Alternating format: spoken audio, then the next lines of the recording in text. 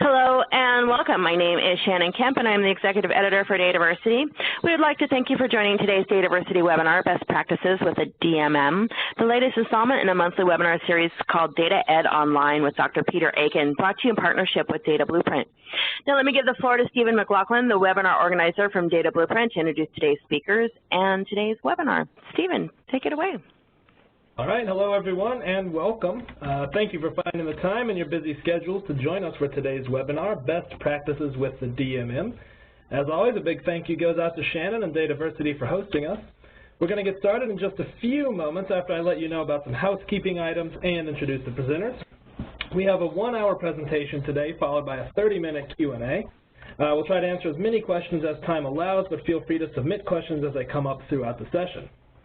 To answer the top 2 most commonly asked questions, yes, you will receive an email with links to download today's materials and the webinar recording so you can view it afterwards. These materials will be sent out within the next 2 business days. You can also find us on Twitter, Facebook, and LinkedIn. We've set up the hashtag #DataEd on Twitter, so if you're logged on, feel free to use it in your tweets and submit your questions and comments that way. We like keeping it to 140 characters. We'll keep an eye on the Twitter feed and we'll include answers to these questions in our post-session email. All right, I think we're ready to present the presenters. So first up, Dr. Peter Aiken, sitting right next to me. He's an internationally recognized data management thought leader. Many of you already know him or have seen him at conferences worldwide. He has more than 30 years of experience and has received many awards for his outstanding contributions to the profession. Peter is also the founding director of Data Blueprint. He's written dozens of articles and 8 books. The most recent is Monetizing Data Management. Peter has experience with more than 500 data management practices in 20 countries and consistently named as a top data management expert. Some of the most important and largest organizations in the world have sought out his and Data Blueprint's expertise. Peter has spent multi-year immersions with groups as diverse as the U.S. Department of Defense, Deutsche Bank, Nokia, Wells Fargo, the Commonwealth of Virginia, and Walmart. He often appears at conferences and is constantly traveling. Fortunately, Peter is here in the office with us today, which is a rare treat. And we also have Melanie Mecca. She is the CMMI Institute's Program Manager for the Data Management Maturity Model and a primary author of the DMM since January 2011. She secured corporate sponsor funding and created a methodology for DMM-based benchmarking of an organization's data management capabilities and has led DMM assessments for the Securities and Exchange Commission, the Office of Financial Research, Microsoft, Fannie Mae, the Federal Reserve's System Statistics Function, the Ontario Teachers Pension Plan, and Freddie Mac. She has architected and implemented data strategies and organization-wide data management improvement programs and managed programs and projects to design enterprise data architectures, master data hubs, data warehouse components, and shared data services. She also has a master's degree in philosophy. How are you doing today, Melanie? I'm doing well. Hey, fantastic. Well, with that, I'll go ahead and hand it over to you guys. Thanks, Stephen. And Melanie, it's always a pleasure to present with you. We've actually done about half a dozen of these things recently, and so we're getting our dance steps down really, really well with those. Yes, we do, and some of our jokes as well. So what we're going to cover today is, first of all, the motivation. And the real question is, so we're satisfied with today's performance, hang up on this, go back way. Most people are here because they're really seeing there is a lot more they can get out of data. We now have a path forward. We're going to talk a little bit about how we got here, which is building on this research. This really does take advantage of a 20-year research tradition we had here, starting out a long time ago, and really it's the community that has put this together because the community really aren't aware that this. Then obviously we'll dive into the meat of what is the data management model, which is the DMM. I hear us say that a lot. And if you haven't heard of DMM or CMMI, if you have heard of it, you'll be real pleased to know that we've actually got the ability to do this a lot better. So the key of this is focus on at a much more detailed level than we were able to before.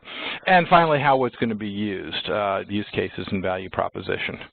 So let's get started, Melanie, and talk about the motivation around this. Very brief introduction to it. Okay, well, the DMM is essentially a reference model of best practices across 20 data management discipline process areas. And it is intended to be used as a guideline for process improvement and the establishment of enterprise programs for data management. And it is also very, very useful to evaluate in great precision how your program is performing across all of these disciplines at any snapshot point in time. So it has 5 primary categories, each with a number of process areas. So we see data management strategy. We emphasize that because we've all known over the past 3 or 4 decades that one of the biggest problems with effective data management is that it is approached as a project, it is approached ad hoc, and that the funding waxes and wanes, and it's difficult for an organization to turn its attention to as broad a topic as data management consistently and in a sustained manner. So that category helps address all of those considerations and how you can do that better. And you see data governance, which for us is a vertical process area, governance management, plus the business glossary and its extension, the metadata management area. And this is all about establishing approvals, agreements, collaboration, and control over enterprise data. Data quality consists of 4 process areas that together comprise a complete 360 approach to data quality, starting with data quality strategy, again, which is rarely developed and often overlooked. In data operations, we concentrate on data requirements and provider management and the management of data across the life cycle, including data lineage and authoritative data sources. And in platform and architecture, we concentrate on standards, architectural approaches, platform selection, best practices in data integration, and what to do with historical archived data. And the levels on the right, we'll talk more about them shortly. Essentially, level 1 is ad hoc. Level 2 is building capabilities and more at the program level. Level 3 is enterprise-wide efficiencies and best practices. Level 4 is continuing to refine with statistical analysis and a very strong use of metrics. And level 5 is continuous optimization and sharing with industry very sound practices. Thank goodness. I hope nobody's out there trying to take notes on this. We're going to come back and go into this in much more detail as we get into it. So just to give you an overview. Thanks, Melanie. Sure. So it answers the question, how are we doing now with great precision and utility for all participants, and what should we do next? And it's a very good baseline for integrated strategy and specific initiatives and improvements that are precisely tailored to what your organization wants to get out of its data and what its current gaps are. And as we mentioned before, the real origin of this is that people in the industry saw a need for it. Outside the industry, there's not even really a good awareness of it, but we've had some terrific help along the way. Your old organization, Booz Allen Hamilton, Lockheed Martin, Microsoft, Kingland Systems, many, many people contributed to this. And again, we'll come back and talk a little bit more about that as well. So the DMM was designed to be architecture and technology neutral, which is very important for data management because, as we know, working in the field, essentially, in the end, data is data, and the practices to do a good job managing that data are very similar, regardless of what sort of records you have in your data stores. So if you have an all-legacy environment or, a huge sandbox with Hadoop and the latest technologies for big data, if you have a services-oriented architecture, this model still applies and is useful because it's about the business practices for the data. It's also industry independent, so it can be used by any industry. It is not slanted towards any particular industry. We have customers in technology, in finance, in retail, logistics. We have a lot of interest in the defense area at this time, so perfectly applicable. And it is the emphasis of the model is on evaluating the current state. So if you have a lot of future plans, if we show up on the site to evaluate how you're doing, we'll be looking at what is implemented now and what is coming to fruition in the next month or two. So at any point, you can do a snapshot and gauge your progress. And probably one of the biggest benefits of the DMM is its ability to foster collaboration and enthusiasm for stakeholders, governance, and even executives who haven't necessarily paid attention to it as much before. So if you have data, you can benefit from the DMM. And that's really important because we talk about data in context of Maslow's hierarchy of needs an awful lot. And the idea, of course, behind Maslow, which most of you remember from high school, is that if your food, clothing, and shelter needs are unmet, you're not likely to go home and self-actualize, whether that's writing, poetry, music. You could hear we were having a little bit of fun with the music before we got started because Melanie and I both love music, and Stephen actually made his living as a musician for a number of years on that. So the point is, if you are missing the ability to have health, you're not likely to get up and write the great American novel. And data is an awful lot like that. It falls into the category of, when you look at it from the popular literature, of what I call the golden triangle that's out there. Again, these words have changed over the years in terms of the contents of the golden triangle, but everybody's out there having buzzwords. I had a terrific luncheon conversation with a good friend of mine just before coming here to do the webinar today, and they said, yes, we're trying to put in MDM, and I said, does anybody in your organization know what that is? And she said, no, and in fact, the sad part is the business doesn't know what they're getting into with this MDM because, we will put in the technology, but it's up to the business to define what the master data is. I could go on that topic for quite a bit. I won't. But when you figure this part out, and this is really where collectively we've gotten to as a profession, it really represents just the tip of the iceberg. It doesn't matter which, if any of those things you're doing, almost all of them really represent the top piece.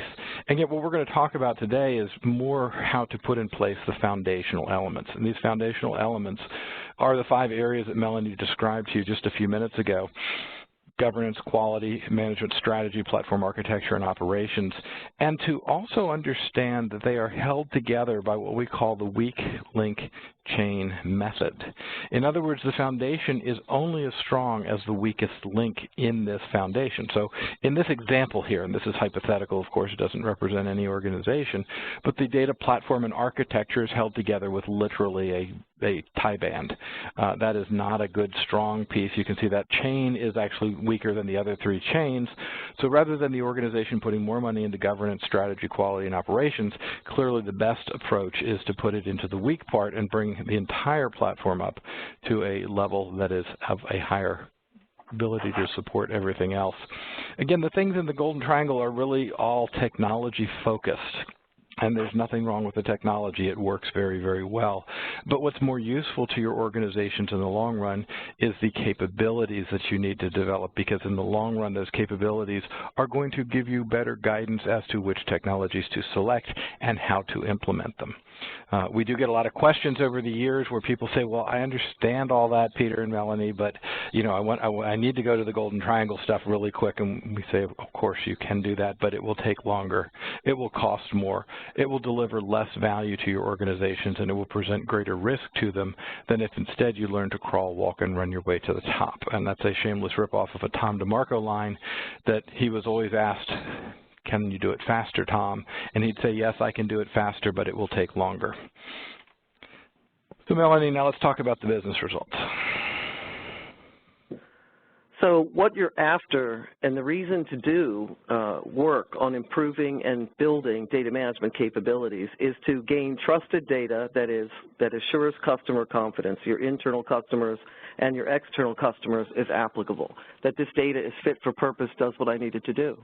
Of course, if you have accurate, cleansed data that's properly architected and available for use, it does improve your analysis of risk, whether financial risk or internal risk, and analytics decisions.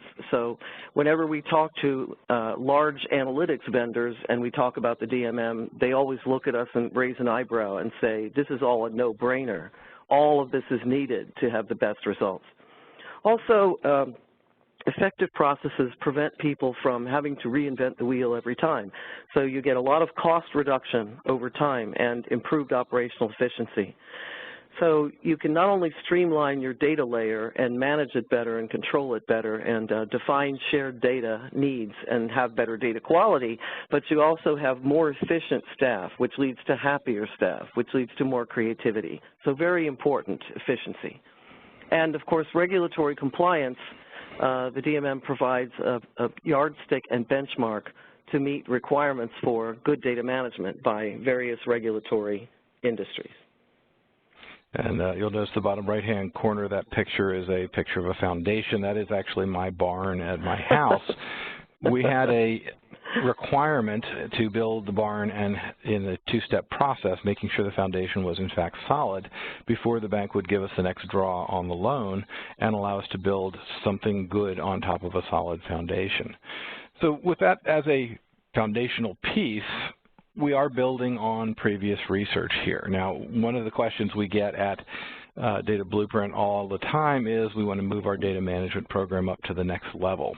And the first question is, well, what level are you at now? If you don't know, then you have no ability to move to the next level. And so you have to know how to put in time, money, and energy so that the data management really supports the mission.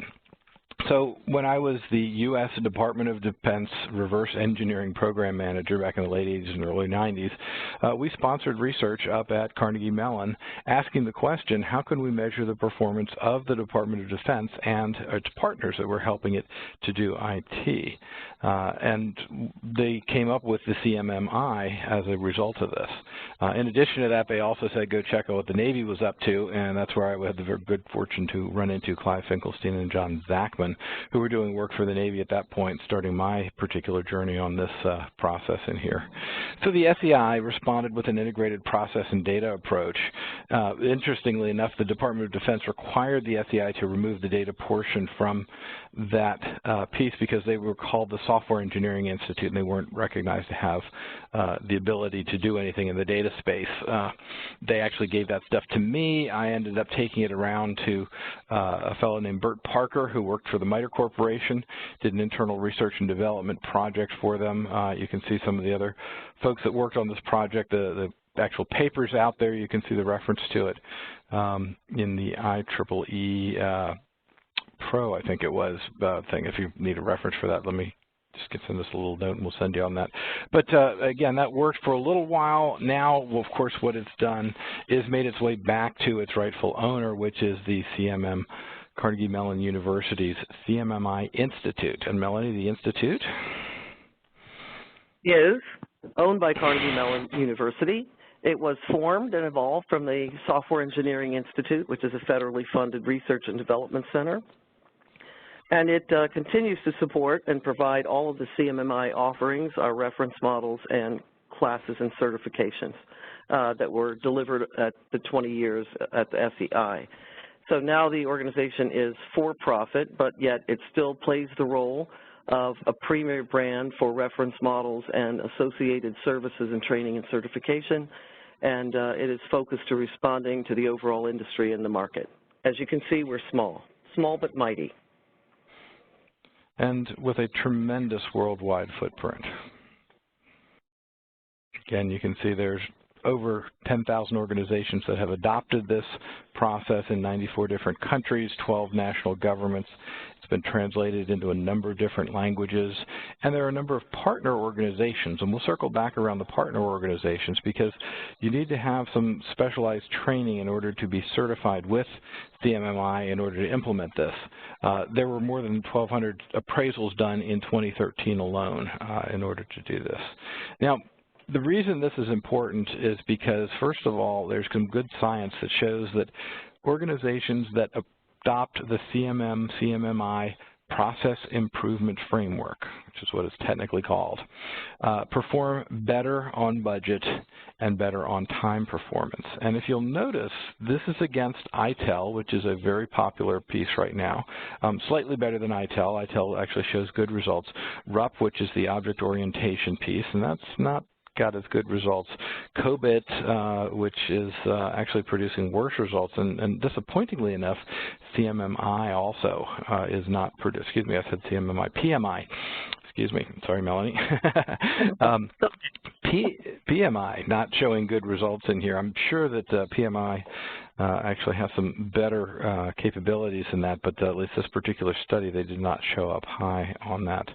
Now, when you look at this in terms of the overall portfolio, there are a number of flavors of the CMMI. Again, service delivery, product development, supply chain, workforce development. These are all variants of it. And most importantly, because of the breadth and depth of this, really the popularity of this approach, it means that your management will also be familiar with it. So this is not something new that's coming out of left field for them. It's tried and proven technology with really good results. So because data management is broad and complex, it is and has always been challenging, both to wrap your mind around it if you're a group of executives saying, what have I got and what should I do with it? But also, as we say, it requires a planned strategic effort. So it is not a project or it is not a disconnected program. It is a lifestyle that envelops all parts of the organization, anyone who creates or manages or touches the data assets. So the reference model helps you evaluate those capabilities and see where you have gaps and see where you have strengths to leverage, which is equally important. It also is written primarily oriented at the business, so it helps to unify the understanding and the priorities of business IT and data management. As many of you know, at some organizations, there's not a lot of unity among those groups. So the DMM helps to bridge those gaps. And it definitely helps in getting a shared vision and a plan for collaborative and sustained capability building. So you can see the history of the model. It took a long time to develop. We had over 50 authors over a period of 3.5 years and 70 peer reviewers, including Peter Aiken on the phone here. He is first because his name starts with an A, and I always like to see that. So anyway, it was a long journey and a very enjoyable one. So we had probably the authors all together, and if you add the peer reviewers, it would just floor you. But just the 50 or so authors have between 1,000 and 1,500 years of experience designing, architecting, and implementing programs, projects throughout the entire spectrum of capabilities. The consortium approach we used focused on practical wisdom. There wasn't one statement in the model or one contextual elaboration that could get past our group, because everybody was in a very kind way having everyone else run the gauntlet of all objections for anything you wanted to add to that model. So it had a lot of people ready to pounce on you if you said anything that was too theoretical or hadn't been proven in practice or you couldn't give it a good example for. But why did we write it? Why have we spent so much time on it? We did it because all of us in our careers had wished 25, 30 years ago that we'd had something like this so that we could help change and enhance the organization's perspective in all portions of the organization, and so that we could quickly pinpoint where we needed to go. So we did it for ourselves and for all of you to make your life easier and simpler. A question that comes up regularly, I'm the past president of DMM International. Melanie's been associated with the group for a long time, and people ask, well, how is this working with the DMBOK? And Melanie, the answer is? The answer is that the two products are highly harmonious. Almost everyone who was on the author team over the years are big fans of the DMBOK, and we've all used it in our work, and we all refer people to it, as well as to the CDMP knowledge classes that accompany the DMBOK. So we have a very good relationship with DMM International, and at this time we're offering discounts for our courses, which I'll mention again later, to all DMM members, and we are planning to harmonize some of our educational offerings as a first step in further collaboration. So right now, I would say the organizations are in relatively complete harmony in terms of what they want to foster in the industry and how they want to help professionals. Again, it's just a group of us, as you said. This is designed for us to be used by us, and it's evolving in a way in which you'd hopefully expect to see really good collaboration all the way around. So let's dive in. What actually is the maturity model? So some of these facts we've mentioned. We talked about our sponsors and the development period. We released it last year, August 7th, and 1 week later we did our first data ed webinar about it. We had over 80 organizations all told involved in developing the model. And the model is big. It's approximately 360 pages altogether. It has 320 practice statements across the 25 process areas. and it has categories, and it has over 520 functional work products. And that's something that we're very proud of, because that was all of the authors and the peer reviewers taking a look at how do you functionally describe useful work products to support the behavior and the processes that people are doing and want to do better. So far, the people who've looked at our work product lists and assessment haven't had any trouble interpreting their intent. So we don't do titles, we do descriptions. And your organization has lots and lots of work products, and we would say you don't know about all those work products until you actually focus on them. So our model emphasizes behavior, effective, repeatable processes that will stand you in good stead, be easy to understand, and everyone can do roughly in the same way, so they don't have to think about it and reinvent things. And then to leverage and extend those process areas across the organization for maximum value, bang for the buck, reusable artifacts, reusable methods. The work products, of course, include policies, processes, standards, guidelines, templates. Templates are very important. We're going to talk about them in data quality a little bit. If you have a really good template for how to report data profiling results, you have made a beachhead for everyone who comes after you. They don't have to invent the drill down or how it should roll up or what the dashboard should look like. In the terms of each process area, we carefully design the model to the best of our ability so that you could pull out a process area, let's say business glossary, take it right out of the model and use it standalone. And you can evaluate the process areas standalone. So that reflects real-world organizations, and they're wanting to focus on one discipline or another, one project or another. The model is very flexible in that regard. However, we spend a lot of time indicating dependencies and relationships in the text of the model because everything is connected in data management from the time you create the data until the time you purge or archive it. When you look at the model, Melanie's already outlined the 5 areas that are there. We also talked about briefly the 5 levels, and you really do get 1 point for just having a pulse.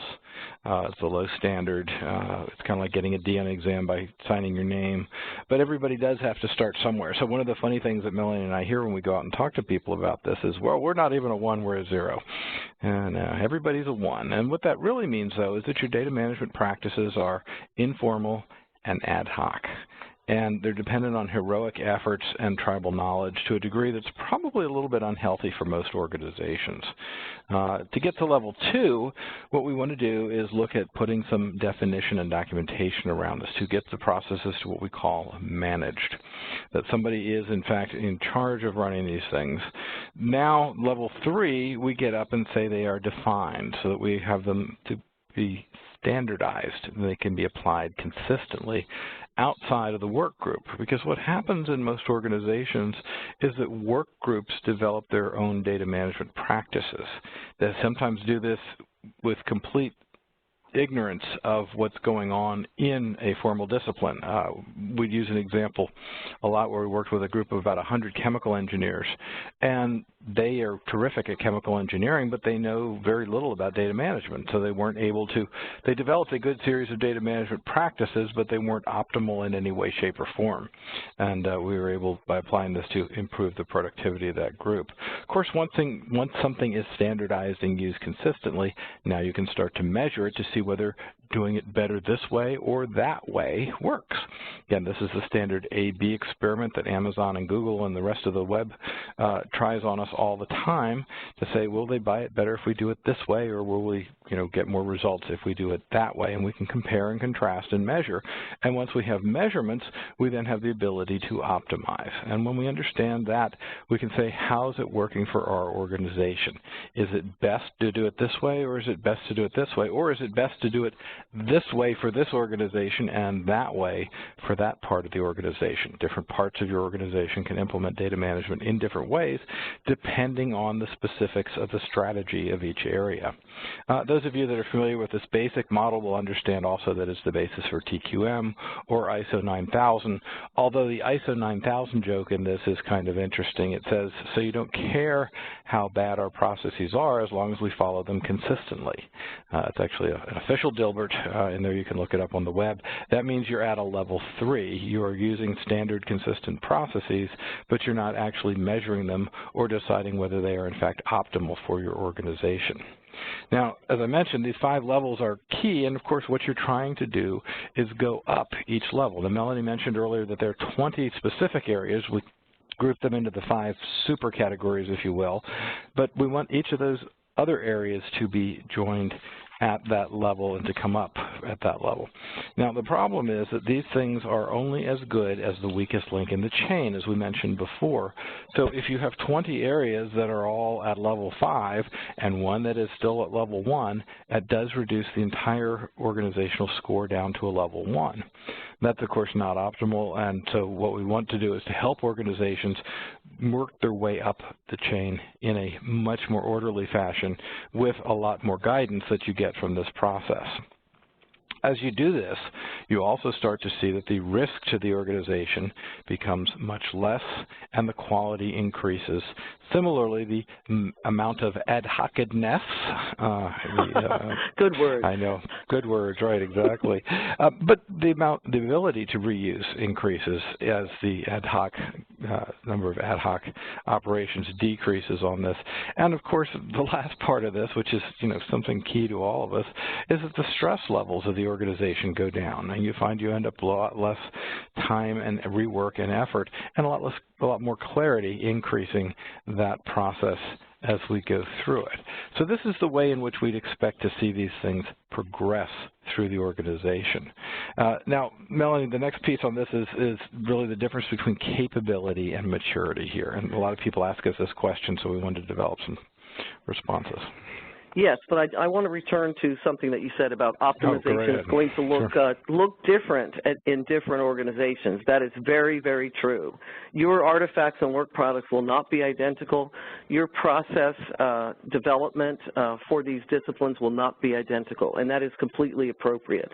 Just like the DMBOK gives a knowledge base that is kind of core best practices, the DMM gives a core best practices path, which is not meant to be implemented as is. That would not do your organization a service. It's meant for you to use it as you create your own sort of enhanced reality for data management. So people always ask, so what's this difference between capability and maturity? What the heck is maturity? We went through this for many years on the CMMI side, and people got, they wrote tomes and tomes and encyclopedias about it over the years. But I think we can disambiguate it quite simply. A capability is the ability to do something. So when you're looking at your organization with respect to the specific practices contained in the model at each level, you are determining whether or not you're doing it and doing it effectively. And the work products that support capability are essentially, as Peter said, documentation. And they include the whole suite of documentation that we often use and are familiar with. Maturity is the stability of the process such that it is very unlikely to degrade over time. And that's important because data management is forever. As long as you have data assets, you'll need to continually lean into doing a great job to make your customers happy and your internal and external clients confident in the data. So if you have process stability, it's simple things that we all have heard about, like having a policy, instituting training, let's say for assessing data quality rules, providing quality assurance, how well are people doing data requirements, and things like that. So the model contains a set of what we call infrastructure support practices, which essentially, if they are also met, indicate that this process at whatever level it has achieved is mature. So you managed to quote Sheryl Sandberg in there, Melanie. That's terrific. Anti-degradation insurance, you could also call it. There you go. And resiliency, which is another key concept. So this is now the structure of the DMM, and looking at this just from a, what does this mean here? And I think this is a really terrific model, but you do need to explain it. So for each core category, there are multiple process areas. I gave you an example, business glossary or data management strategy or examples. Each one has a business purpose, which is stated in a couple of lines, and has introductory notes meant to tell anybody what the organization gets in benefit for doing this well, what is the context in which this discipline is usually found in an organization, and other orienting information. It has goals. Each process area has a goal, which is a business goal that by doing it well you get to achieve for the organization. It has core questions that are aimed at level 3, so that if you can answer all those core questions in the model affirmatively, then your benchmark finger in the wind is, gee, we're level 3. We have all of these things. Related process areas are included to indicate core dependencies from process area to process area.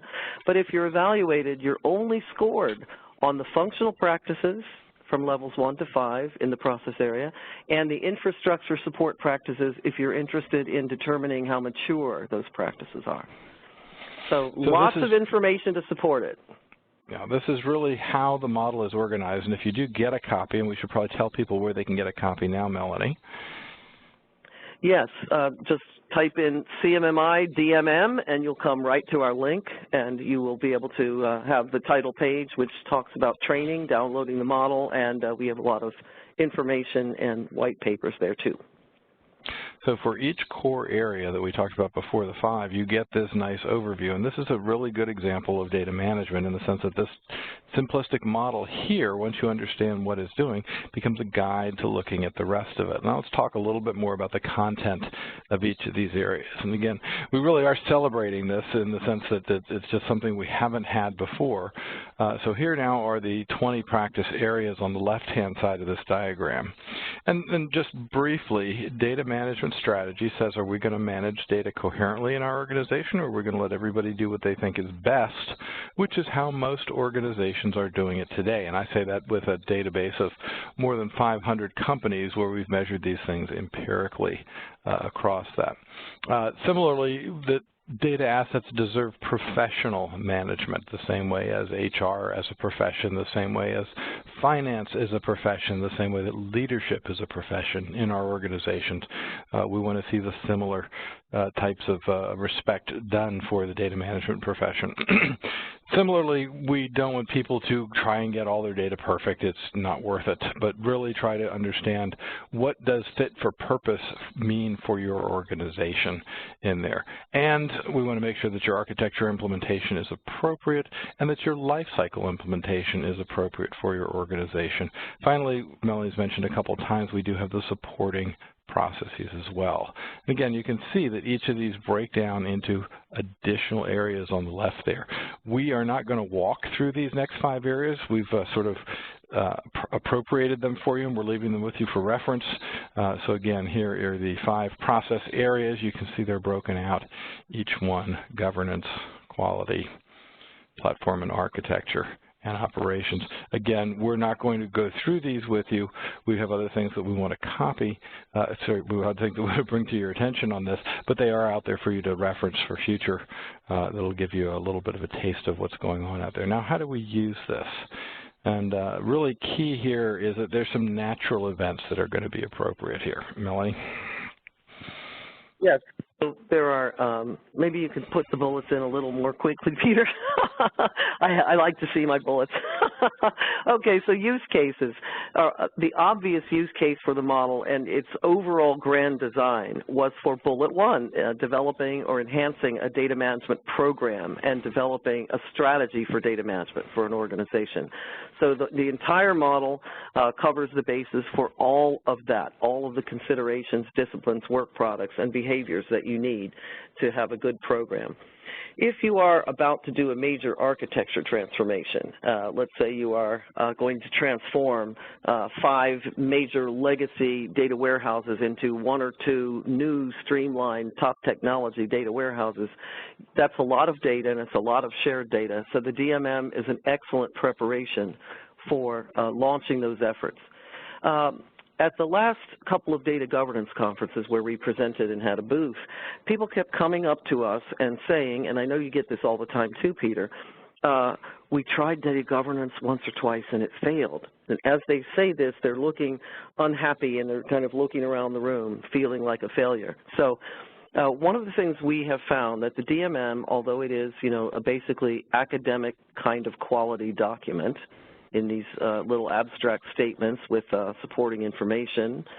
It tends to focus people very well on the details of what they do and the details of their roles and responsibilities as a line of business staffer for the data. So we have found that every time the DMM has been used, there's been a big rise in energy and cooperation and enthusiasm for data governance. Also, a lot of times governance programs, as many of you know, can fail if there's no clear agenda. You know, sometimes the C-exec will say, set up data governance, and that's all the direction that the leader is given. So what are we trying to accomplish? What do we need to do? What's the corporate vision? All of this is helped by the DMM. And we already mentioned analytics. If you want top quality analytics, you not only need your great modelers and simulators and data scientists and technologies, but you need really good data to start with. For data quality, we've noticed over the years that very few organizations have a real data quality program, and that's leaving a lot of value on the table because data quality in the end is what you're after, right? Usability, fitness for purpose, that is one of the main goals of doing data management disciplines. So DMM helps focus you on it, and as I said, those 4 process areas are kind of a 360-degree approach to data quality in the organization. Metadata repository, what should we do? How do we enhance this metadata meta model? What are the best phases? All of these are assisted by a DMM preparation, and many other things besides. Any multi-line of business focus. So we compare it to an energy audit or to an executive physical, where the organization is the patient and you are the doctors and nurses, and the DMM is the series of advanced tests. And at the end of the day, they tell you, okay, this and this and this isn't good, your blood pressure is high, you need, you're low iron, whatever they may tell you, and if you do this, this, this, and this, you'll improve your health. And then they also give you a complete lifestyle plan. So the DMM can be compared to that. Absolutely, and again, don't just go out and run a marathon without doing some prep work for it. So the 2 comparisons here, if you look at them, the 2 sets of components then are the 5 areas that we've talked about already on the left-hand side here, and now the levels that you can look at on the right-hand side. And what you can do with them is to look specifically at certain things. So I mentioned before I've got this database of companies that we've been looking at over time here, and the idea is this is the insurance industry. So those of you that are in insurance may look and recognize yourself here that, oh my goodness, the average insurance company does not have managed data management practices. That's, again, a fairly low standard in terms of all of that, and we'd really like to see that come up. On the other hand, the good news is if you're in insurance and you're doing better than that, you're actually way ahead of the competition. Here's an example that we gave for an airline at one point, and the idea was that there were 1 1, 2 2s, and a 1, and you can just imagine management looking at me and saying, so what? And I say, but here's the competition, and they go, oh, we're the 1s and they're the 2s. That's not good, is it? And the answer is no, it's really not. If this portion of the competitive strategy is important to your business. In addition, we can compare them also to all respondents that are in the area here. We keep all of these notes. I'm not telling you which airline it was in here, but you can see that the clear roadmap going forward would then be to address the 1s and make them into 2s instead of trying to take the 2s and make them into 3s. All of these, of course, are anonymous with the exception of one that the World Bank told us that we could use here. And they asked us to look at their Treasury group, their Information Systems group, and their International Finance Corporation. And you can see that this is, by the way, a sub-portion of the model. This is not just the overall results. But you can see that most of the Treasury group and the Information Systems group did not have actually terribly good results. But when you look to the business portion of it, here was an example of an organization that was actually world-class. So the answer here was, don't go out and hire a bunch of expensive consultants to help you improve your practices. Walk down the hall and ask your colleagues what they're doing, because it is actually world-class type of an operation. Again, terrific results on this. One last little set of charts here before I turn it back over to Melanie, and that's the idea that in this era of big data, which we're, by the way, just officially, guys, we're in the new post-big data era. If you didn't know that, that ended last year. But I measured the maturity. Smaller? No, it's not getting smaller, but big data didn't work is what it really comes down to.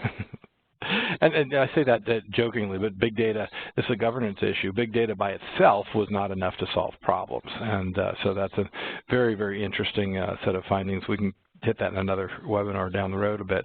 But just overall, these results from 07 to 12 are not statistically significant. And so consequently, we end up with a problem where if data is continuing to increase, as Melanie said tongue-in-cheek there, you know, we do need to have something else come back and address this. And so, Melanie, really measurement ends up being confidence for people. Absolutely. Because for one thing, if you are a data management warrior, and many of you are, you've been at this for a long time through one kind of implementation after another. For you and your stakeholders, good metrics and measures are very important to prove to yourselves your accomplishments. For example, we did a webinar on Dataversity with Ally on January 27th, and they had put in metrics. They were tracking very carefully, for example, how many terms they had added to their regulatory compliance high priority data elements. And they had gone from 0 to 3,000 in about a year. So that's a huge accomplishment, you know, where they got governance approvals and agreements on all of those terms, and they were working on data quality rules for them. So if you have metrics, you're proving to your executives, your stakeholders, and yourselves that you're doing well. It also allows organizations to gauge their achievements against peers in the industry, and definitely helps to get funding. If you can prove to your funding committee that you have done a good job and show them the benefits and metrics to support that, it will make your initiatives easier to fund. And it will enhance your reputation. Go ahead. Sorry, it's not that it's getting better, but it's getting better in concrete, measurable ways.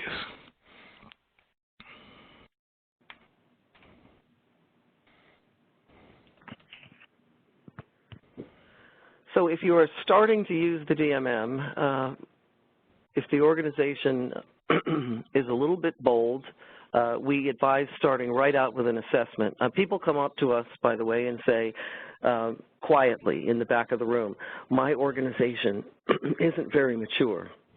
Should we wait before we do an assessment?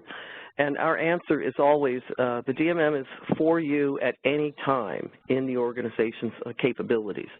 In fact, if the organization in multiple areas is less mature and has fewer capabilities, it's even more helpful to give your governance groups and your stakeholders a view of what the future looks like and the path that you're going to encourage them to walk on. So what we did was we invented a method with great care and painstaking input from expert executive facilitators and meeting experts to maximize the stakeholder participation in determining how the organization is doing and minimize the time. Nobody wants to spend 9 months analyzing their data management program. That's looked at as wasted effort. So essentially, this is fast, very high energy, very interactive. It depends on consensus.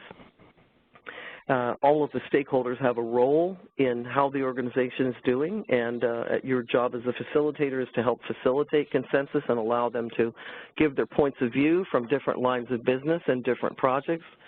There are supplemental interviews of executives and to get more business context to the results based on the DMM, and extensive work product reviews.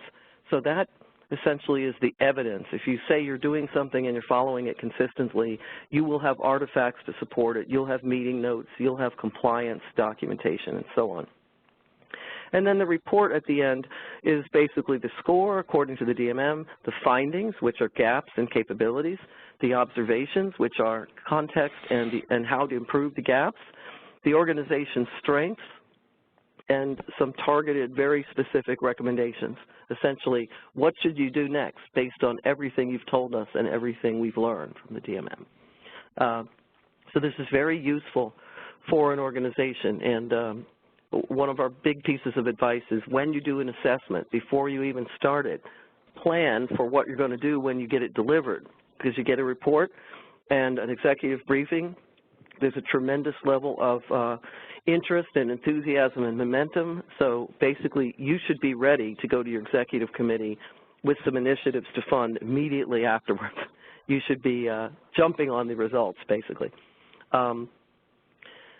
Okay, and here is a sample at the end of the workshops, really before the end of the first week of this 3-week compressed engagement.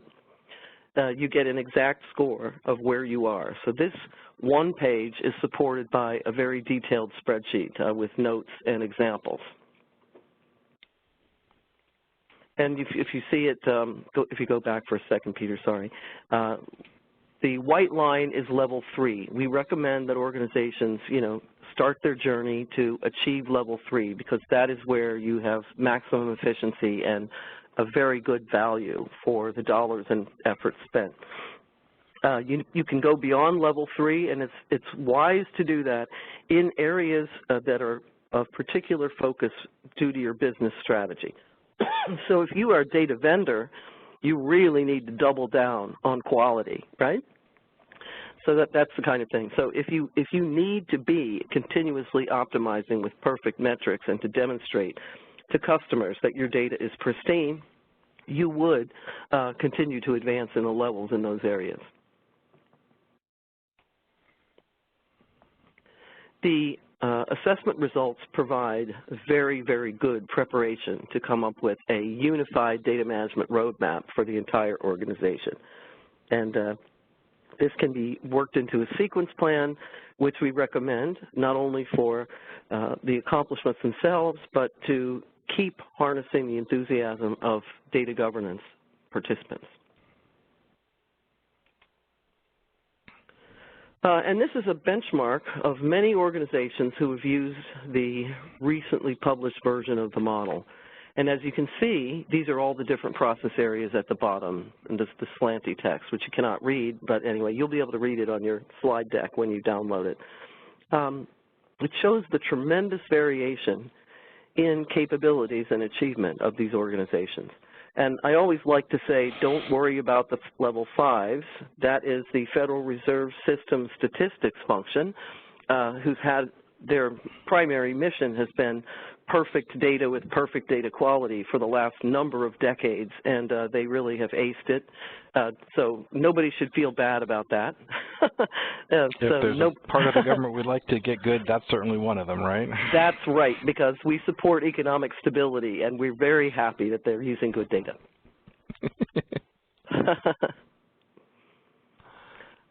So why do you do it? To engage the lines of business. Person after person, conference after conference, talk after talk, people keep coming up with this, and Peter has heard this for many, many years in all of his endeavors and from all of his clients. I can't get the business to pay attention. So the DMM is really powerful at engaging the business. You know how you're doing, you know what you should do next, and you're using an industry-wide standard, so that begets confidence. It's not just a couple of you in data management telling the executives what's wrong and what's good and what they should do, but you're basing it on a standard that is independent. It helps improve the climate for an organization-wide program because more people understand the needs and what they need, what their role is and what they should do. And it does help to create a shared vision and purpose. And of course, as we said, since it is a measurement instrument, you can precisely measure your progress over time and report that. So Melanie, we've got a little bit of time crunch on this here. I'm going to skip over the Microsoft case. Sufficient to say that Microsoft and other set of organizations did participate in this, gave us some terrific results in terms of benchmarking in this. But let's just dive right into how it helps the organization. A step-by-step path for improvements that's outlined in front of you. So it's like shining a light on the path. That helps. The common language helps everyone understand what progress looks like and what the good looks like, which helps. The work products help a great deal because they give you a clue about, oh, I don't have this documented, look at that. Very, very nice to kind of put the light bulbs in your mind about how can I support this new process that I've created. And the practice statements are able to be understood by business, IT, data management, executives, anyone who needs to look at them. So you have a common language. It helps the professionals as well. Yes, it helps the professionals because it helps you educate your organization or your client organization about their roles. It helps you give them the enterprise perspective, which is kind of the elusive internal guidepost that everyone needs to develop in this industry. It does immediately lead to actionable and implementable initiatives. They kind of drop like ripe fruit from the assessment, and it's obvious to everyone. So everybody who's going to improve your funding, their representative in the workshops go back and tell them, we need to do this. Very good for business cases. And also we have a certification path with a defined skill set, extensive training, and industry recognition for your own expertise. So there's an entire ecosystem that's been developed around this. Again, it's not just the standalone model, but a lot of things that go into it. Again, we don't have time to cover them here at this point, but it is sufficient to say there's a product suite, there's a whole series of training opportunities, a partner program, and a lot of good results already to date, even though the program's only been around a year. So I'm going to finish up here with just a couple of thoughts on this, which is the idea of where do we go next. And one of the things that this has been most helpful for some organizations to look at is trying to get support for the top data job. Now, the top data job is currently conceptualized as a chief data officer. Actually, I like the word top data job better because then you don't have the argument over whether you need a new chief or not. But clearly the idea is that somebody's got to be in charge and focus on these issues. Similarly, there is an absolute fiction out there that says you can develop your software requirements at the same rate and same process as your data requirements. That's crazy, nuts. This can help you to start articulating that and making the business case for it, because data is not a project. It is simply unreasonable to expect that data can be done in the same fashion that you develop software, which is more of an agile process in order to do that. Similarly, again, data is not the same as creating new systems, and so our mantra here is really to say that data needs to be separated from, it needs to be external to, and it needs to precede system development activities. And the DMM is something that you can use to help organizations understand what and why from all that perspective. And we've got just about a minute left to go, Melanie, at the top of the hour. The executive perspective then here is? We call it the CDOs, or the top data job person's best friend, because you can engage the line of business. They can understand inch by inch, step by step, but very, very quickly the strengths and weaknesses that the organization currently has. They get a very good education about their roles. It shows what needs are there for the data management program. And as you know, the top data job is 80% managing sideways across the organization. So it really helps winning hearts and minds and getting everyone speaking along the same lines and looking forward in the same way. So the real key for this is that in the past, it was up to sort of everybody to figure this out. Now with the CMMI's help, we have the ability to go through and look at this from a number of different perspectives, but relatively speaking, it's our first steps towards standardizing what's going on in terms of the process of improving this. So with that, we're at the top of the hour, and again, we'll turn it back over to Stephen here and see what sort of questions you guys have. All right, thanks guys. So yeah, as Peter said, it's now time to ask questions, so feel free to click on the Q&A window feature. It's at the top of your screen there, and you should be able to submit questions through that window. So go ahead and get started. The first question I have is basically asking if you could just talk a little bit about the DIM box. Maybe if you have any insights with the next version out, is that something you can talk about? So the DIM box is still in progress, and I think that Higgins, who's the current president, is looking at a January release to review on that. Just a little bit. And it looks like Shannon says we're having a little bit of voice issues. I might be breaking up. hopefully you can hear the next question. Does the CMMI framework offer data management at the metadata level?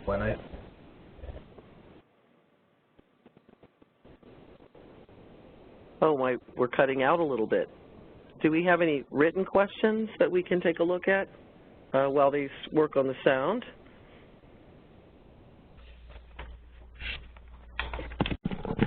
Sorry about that. Is that sounding any better there? Much better, yes. Okay, great. So, the question I asked Melanie was, does the CMMI framework offer data management at the metadata level? The framework, of course, is not software. It's a compendium of best practices organized by successive capabilities. But metadata management is one of the process areas, and metadata is referenced throughout the model, much like governance is. So data quality and metadata have a huge dependency. Metadata and architecture have a huge dependency, and all of this is indicated in the DMM. All right, fantastic. Got another quick one here. In the DMM CAP-MAT model, why is defined third and not first?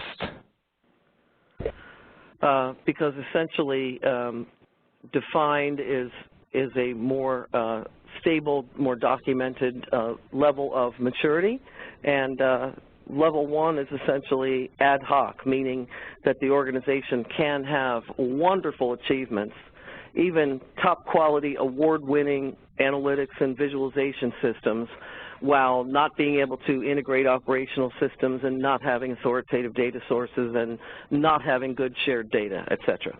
So you can have a lot of unevenness in the way the organization grew before.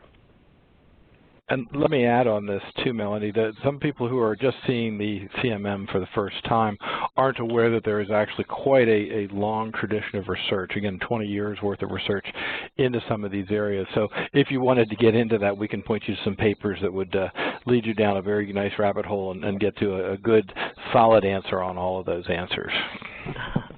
Yes, and if you email me, I'll toss you right over to our model architecture expert, and then you can really get in depth. Okay, got another one for you here. Are there different considerations in the CMMI framework for spatial versus tabular data? Turns out go ahead, the way this is articulated here, it really works for both. And when you say spatial, some people think of spatial or non-tabular and tabular data. It really works with any kind of data, and that's really the nice part about the level of abstraction that this has been put together at.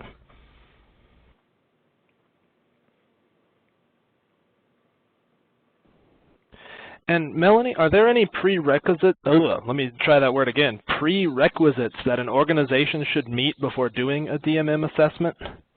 No, not at all. That's what I mentioned earlier. It does not matter if you have been working on building capabilities for the last 2 decades, or if you are just starting your journey to pull together a program.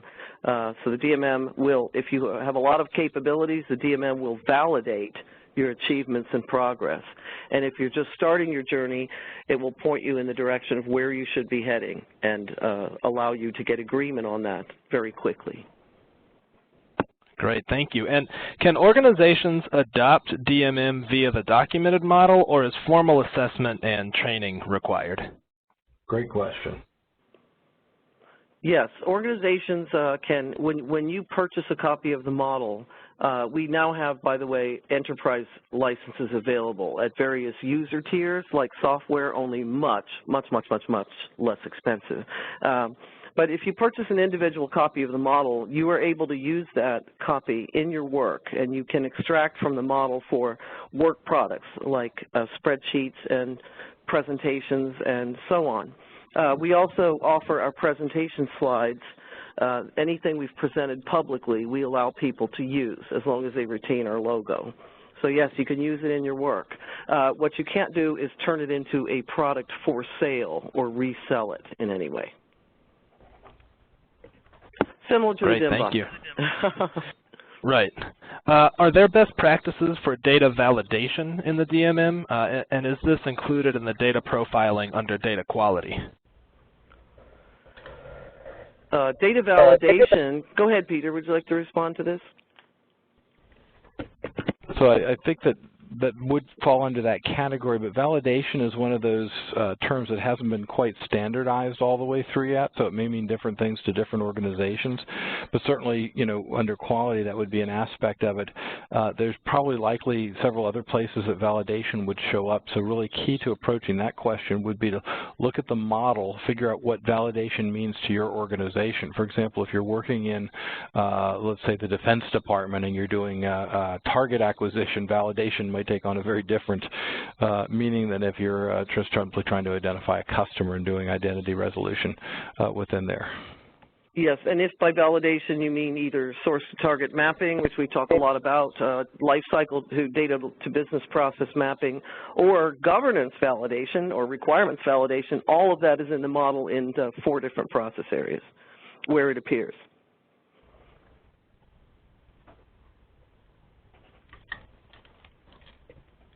All right, and I'm sorry, Peter and I are having to do a funny little dance here with this headset because for some reason on the speakerphone we're breaking up. With the headset it's fine. So the next question, is a chief data steward really necessary? Well, in the DMM classes, one of the things we talk about is the difference between the data governance function and the data management function. So the data management function, in our model, it's in the data strategy category. Data management is essentially the group or groups of individuals who are essentially full-time data people, and it may function slightly different in one organization or the other, but they are the ones who are essentially the water carriers and the shepherds of key enterprise products. For example, the metadata repository, the business glossary, an enterprise data model, if you have one. They also provide the continuity throughout the different governance levels because they are usually responsible for helping with the governance dashboards. And the reason is because they're focused on it, they're focused on the long term and the key products that go on and persist forever, and you need them. And really, if we take a step back and say that, look, if there's not a single person in charge or having the responsibility, then it's up to everybody. And of course, if everybody's in charge, nobody's in charge.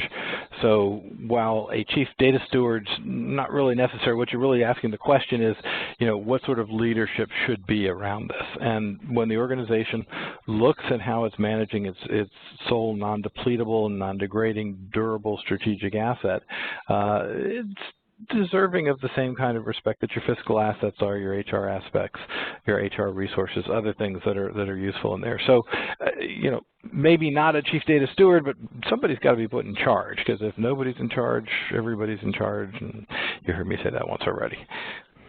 Yes, and because the focus of the DMM is at the enterprise level, of course, the biggest set of data that you'd be looking at through the DMM would, of course, emphasize shared data or critical data for some purpose, for example, regulatory reporting or competitive advantage. So, you know, in that sense, the data stewards are typically not full-time on the job. They unfortunately get 2 jobs, their day job and their governance job. So typically they do not own some of the long-term persistent products because it would not be feasible to place the responsibility and accountability there. Great, thank you. All right, here's a good question for you guys. Do you have or can you recommend a reading list that a person should read first, second, third? You know, maybe just a couple of great books that maybe you guys have used throughout your careers. So as Melanie's mentioned a couple times, the idea that there's a lot of reading material on the CMM. You can go to the website and see some of the public reports that are available to download and things like that. But in addition to that, certainly I would recommend my book on the Chief Data Officer, which talks about some of the challenges that have been encountered in the past in organizations doing this. Melanie, any thoughts on book lists? Well, I really like, I used to be a big fan of data modeling books. I don't think you can read too much about data modeling. I like Total Information Quality very much. I like the book The Data Asset very much because it has wonderful examples of the cost issues with bad data quality.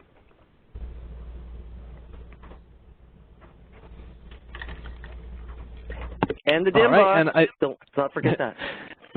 I think, well, speaking of which, I think you guys touched on this a little bit, but we had a question that says, what about the DIMBOK and DMM and reconciliation with DAMA?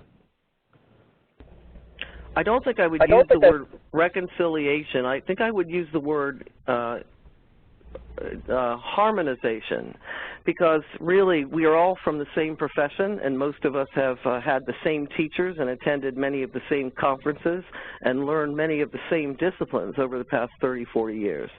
So it's simply that the approach of the DMM is more of the measurement instrument approach versus a compendium of best practices. So our progress outline is kind of sequential, right, from a low level of capability to a greater level of capability.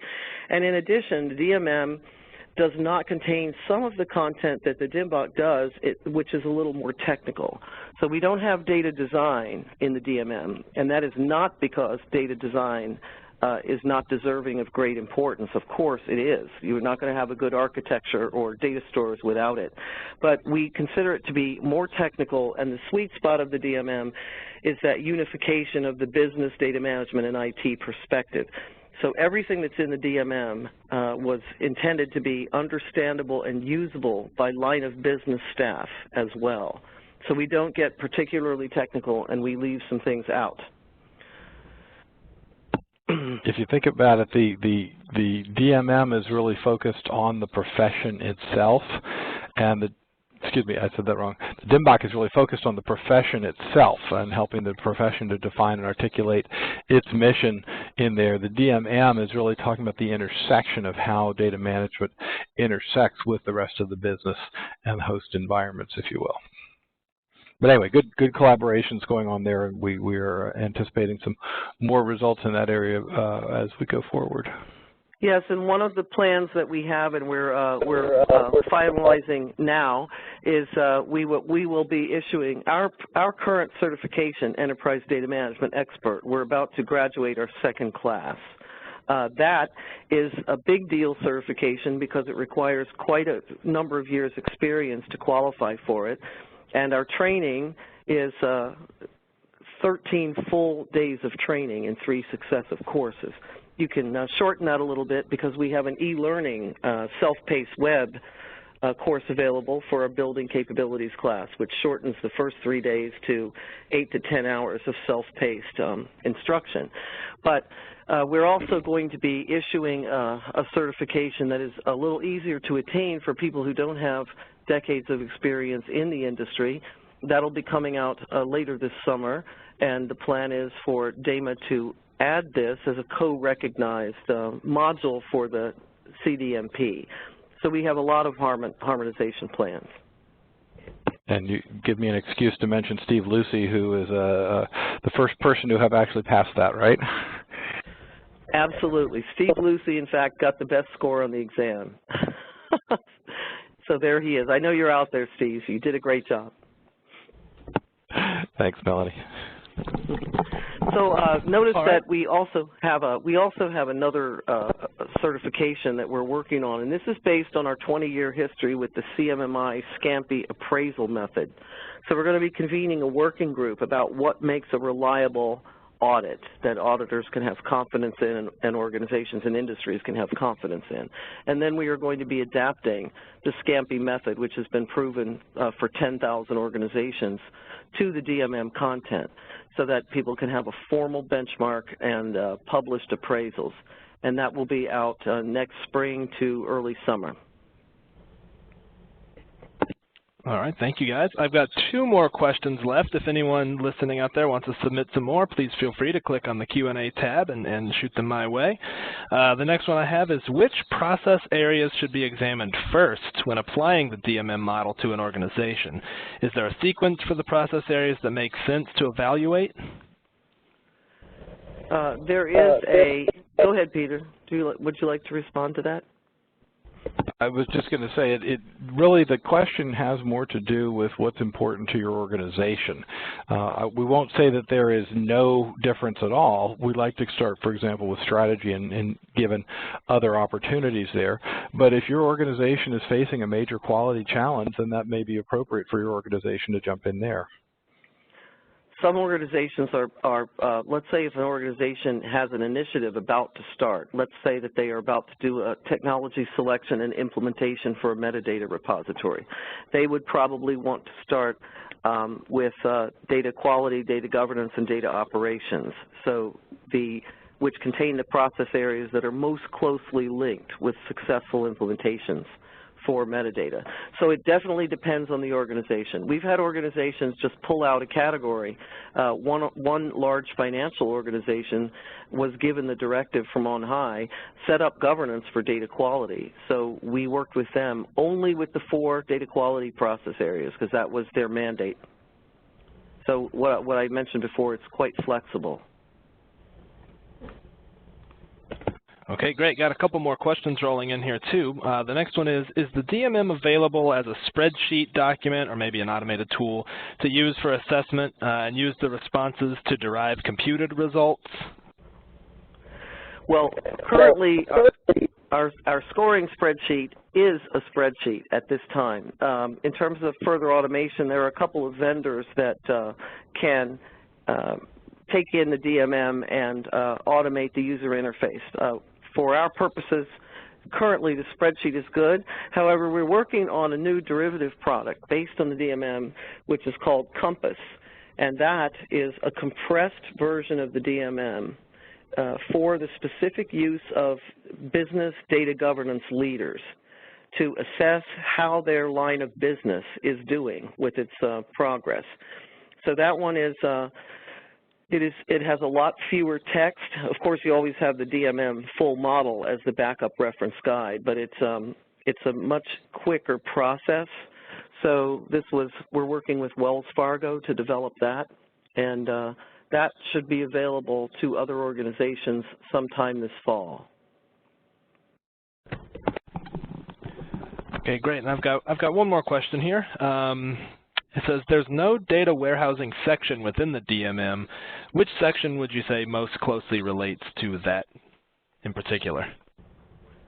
Well, you know, I'm an enterprise thinker. I have to say all of them, but I would say data integration is the most tightly linked to data warehousing. The reason data warehousing and master data management are not in the DMM is because you're taking a step into the solution space, which we, by design, did not want to do with this version. Some of us wanted to, some of us didn't, and the consensus was we are going to stick with the fundamental data management practices for 1.0. And really, that's one of the beauties of this, is that it is, in fact, easier to look at this from an abstract perspective than it is to dive in, because the minute you start to address any one flavor of data warehousing, you now have competition of, well, have you done this one, and how does it work for this vendor, and, you know, that sort of thing here. So, Melanie, that was a great session. I appreciate you joining us, as always, on this. It's a pleasure to work with you on this. Here's your contact information. You'd love to get questions from people and get more information out on that in order to do that. And, of course, we've got some more events coming up here, but, again, thanks so much for joining us here, and I'm going to turn it back over to Stephen and Shannon. Thank you so much. It was great fun. All right. Thank you guys so much. Thank you for your questions. If you have any follow-on questions, feel free to email us at one of those many various ways you can get in touch with us that we've mentioned before. So again, thank you everyone for participating in today's event. We hope you guys enjoyed it. Thanks again to Dataversity and Shannon for hosting us. Once again, you will receive today's materials within the next 2 business days. And our next webinar, which will be August 11th, is going to be Trends in Data Modeling. Hopefully you'll be able to join us for that as well. As always, feel free to contact us if you have any questions. So thanks everyone, and have an awesome day. And thank you, everyone. Thanks, Peter and Melanie. Thank you so much for joining us again for another fantastic webinar. And one of the most important questions that we get all the time, of course, is receiving a copy of the slides. Just a reminder, I will send a follow-up email within 2 business days. So by end of day Thursday, with links to the slides, links to the recording, and anything else requested throughout the webinar today. And so just to let you know that we will be getting out any questions that were left unanswered. If you have more questions, go ahead and feel free to submit them in the Q&A as mentioned, and we'll get you answers to those in written form in that follow-up as well. I hope everyone has a great day, and thanks again for attending another Dataversity webinar. Thanks, Peter. Thanks, Melanie. And thanks, Stephen. All right. Bye-bye. Thank you.